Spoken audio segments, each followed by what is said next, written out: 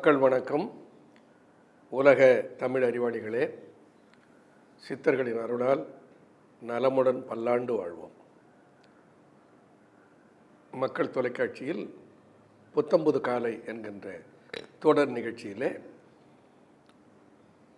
நோயின்றி 120 வயது சித்தர் ரகசியம் என்கின்ற தலைப்பை ஒட்டி சித்தர் இலக்கியத்திலே சொல்லப்பட்டிருக்கிற கருத்துக்களை பார்த்து கொண்டிருக்கிறோம். நான் மீண்டும் இந்த இடத்திலே வலியுறுத்தி சொல்லுவது என்னுடைய கருத்துக்கள் அல்ல, ஆனால் நான் நம்புகிறேன், நான் பின்பற்றுகிறேன், நான் கடைபிடித்து கொண்டிருக்கிற கருத்துக்கள். நான் சொல்லுவதை உங்களை பரிசித்து பார்க்க சொல்லுகிறேன். சொல்லாமல் இவையெல்லாம் உங்களுக்கு தெரியாமல் போய்விட்டதே என்று யாரும் சொல்லக்கூடாது என்பதற்காக சித்தர்கள் இந்த வாய்ப்பை எனக்கு பணித்திருக்கிறார்கள் என்று நான் நம்புகிறேன்.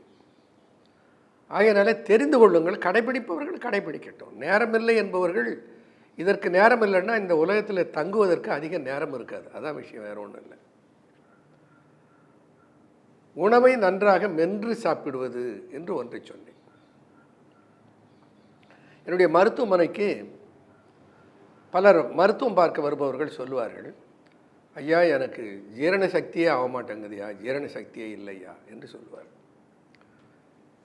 நான் கேட்பேன், ஏன் ஜீரண சக்தி இல்லை, என்ன நடக்குது உங்களுக்கு சொல்லுங்கள். பெரும்பாலானவர்கள் 100க்கு 90 விழுக்காடு என்ன சொல்வார்கள், ஐயா நான் என்ன சாப்பிட்டனோ அது மலத்தில் அப்படியே வருதுயா, கேரட்டாக வருது, பீன்ஸாக வருது, முழுசாக வருது என்று சொல்லுவார். எனக்கு சிரிப்பு தான் வரும். நான் ஒரு இடத்துல சொல்லுவேன், என் வாயில் போடுற சாப்பாட்டை மெல்ல மாட்டிங்களா? வாய் என்று ஒன்று இருக்கிறதே, அதனுடைய பிரதான பணியே என்னென்னா, வயிற்றினுடைய பணியை, இரைப்பையினுடைய பணியை, குடலினுடைய பணியை குறைத்து, இருதயத்தினுடைய வேலை பளுவை குறைத்து, செரிமான சக்தியை எளிமைப்படுத்துவதுதான் வாயினுடைய வேலை. ஏன்னா வயிற்றில் பல் இருக்கா நம்ம சாப்பிட்ற சாப்பாட்டை போட்டு அரைக்கிறதுக்கு? கிடையாது. பல்லு வாயில் தான் இருக்குது. அவர் கெட்டியான சுத்தில் போல, சுத்திலை விட கெட்டியான பற்கள், அரைக்கிற சக்தியுடைய பற்கள். அதில் இயற்கை என்ன வச்சுருக்கு பாருங்க.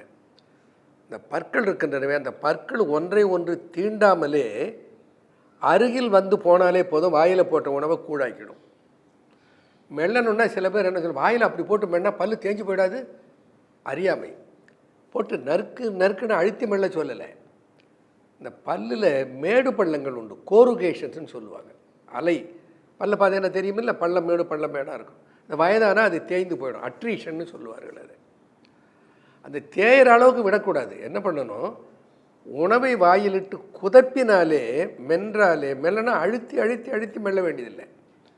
வாயிலிட்டு அசைத்தாலே, அசை போட்டாலே போகிறோம், இந்த பல்லு கூழாயிடும். ஏன்னா அந்த அந்த உணவை அப்படி நறுக்கி கூழாக்குகிற மேடு பள்ளங்கள் பற்களிலே இருக்கின்றன. அப்போ பல்லை இயற்கை கொடுத்தனுடைய நோக்கம் என்ன, உணவை அரைத்து கூழாக்கி இரைப்பைக்கு அனுப்புவது. இரைப்பைக்கு ஆங்கிலத்தில் சொல்லுவார்கள் கேஸ்ட்ரிக் மில் என்று சொல்லுவார்கள். அதாவது இரைப்பை அறவை கருவி, இரைப்பை அரைக்கக்கூடியது. இரைப்பைக்கு அனுப்புகிற உணவு அதற்கு முன்பே வாயிலே நன்றாக அரைக்கப்பட்டு விட வேண்டும்.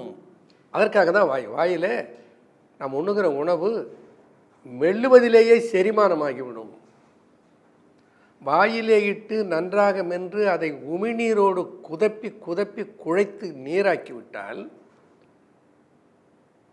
80லிருந்து 90 விழுக்காடு செரிமானம் வாயிலே முடிஞ்சு போயிடும். வாயிலே அது நன்றாக செரிமானமாகி அதற்கு பிறகு வாயிலே அது நல்ல ஜீரண நீர்களோடு கலந்து பிறகு இரைப்பைக்கு போகுமானால் இந்த இரைப்பைக்கு அந்த உணவை போட்டு அரைக்கிற வேலை குறைவு. இதையெல்லாம் சித்தர்கள் சிந்தித்தார்களா? இதெல்லாம் சித்தர்களுக்கு தெரியுமா? தெரிந்திருக்கிறதே. இரைப்பையினுடைய அசைவு எப்படி இருக்கிறது? இரைப்பையை நாம் கையாலோ அது இரைப்பையை குலுக்கியோ அசைப்பதில்லை.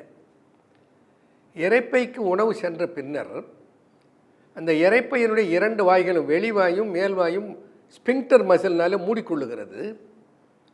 இரைப்பையிலே சேர்ந்த உணவு அங்கு சேர்க்கப்படுகிற நொதிகளோடு சேர்த்து அரைக்கப்படுகிறது. அதுதான் வயிற்றில் நடக்குது. அப்படி அந்த இரைப்பை இயங்குவதற்கு எப்படி சக்தி கிடைக்கிறதுன்னா, இருதயத்தினுடைய இயக்கத்தால் தான் இரைப்பை இயங்குகிறது. இருதயத்தினுடைய இயக்கம் இரைப்பையை இயக்குகிறது. குருதி ஓட்டத்தினாலே இரைப்பை இயங்குகிறது. நாம் சரியாக மெல்லாமல் கூழாக்காமல் உணவை இரைப்பையில் தள்ளுனா, அந்த இரைப்பை ஒரு அரை மணி நேரம் உள்ளே வச்சு அரைச்சி பார்க்கும். முடியலைன்னா அது அப்படியே தள்ளிடும். இந்த இரைப்பைக்கு அதிக சுமை சேர்க்கக்கூடாது அப்படின்னா வாயிலே அந்த உணவு நன்றாக மென்று கூழாக்கப்பட வேண்டும். அப்போ எளிதிலே அது செரிமானமாகத்தக்கதாக மாற்றி அதை இரைப்பைக்கு அனுப்ப வேண்டும். இப்போ என்ன சொல்லுகிறார்கள், என்னுடைய மருத்துவமனையில் சொன்னார்னு சொன்னேன், அப்படியே சாப்பிட்டது செரிக்காத வருது. தப்பு எங்கே நடந்திருக்கிறது? சரியாக மென்று உண்ணாமல் சாப்பிட்டதுனாலே நிகழ்ந்திருக்கிறது. இதை தொடர்ந்து பார்ப்போம். நன்றி, வணக்கம்.